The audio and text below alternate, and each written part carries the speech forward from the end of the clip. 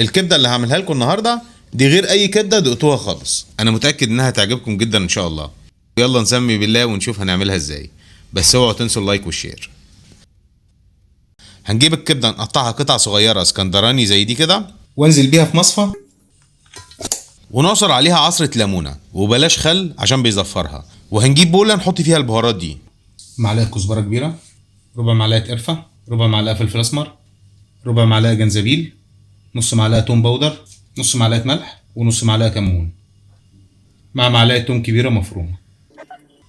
والجديد معانا بقى واللي هيخلي طعمها زي اللي جايه من بره بالظبط واحلى كمان هو السيفن اب. هنحط حوالي نص كوبايه على التتبيله بتاعتنا دي، او لو كترت مش هتفرق يعني. ونقلب كله مع بعضه ونركنها على جنب. عقبال ما اقطع شويه فلفل رومي، واجيب قرن شطه حلو كده، وشويه طماطم، ونركنهم على جنب. واللي هعمله دلوقتي ده التركايه الخاصه بتاعتي بقى.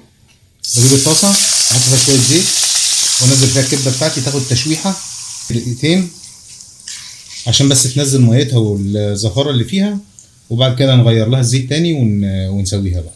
هنغطيها ونسيبها 5 دقايق لحد ما تتشمع وتنزل الميه بتاعتها كده.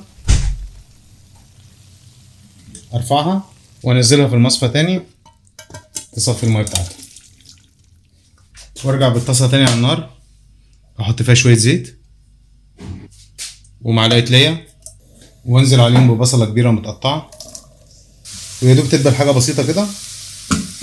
انزل عليها بالتتبيله اللي انا مجهزها بالسيفن اب،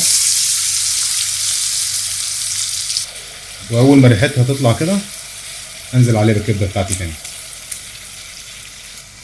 اديها تشويحه معاها، وانزل عليها بالطماطم والفلفل بتوعي، اقلبها مع بعضها وشويه دبس رمان،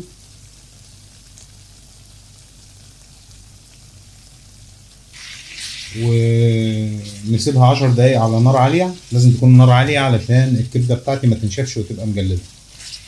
كده الكبده بتاعتي خلاص استوت وشربت الصوص بتاعها زي ما احنا شايفين مع بعض. وبس كده هتطلع معاكم احلى كبده ان شاء الله.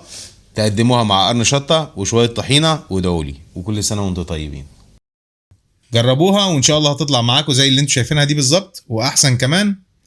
ومستني رايكم في التعليقات، ولو عجبتكم الطريقه ما تنسوش اللايك والشير.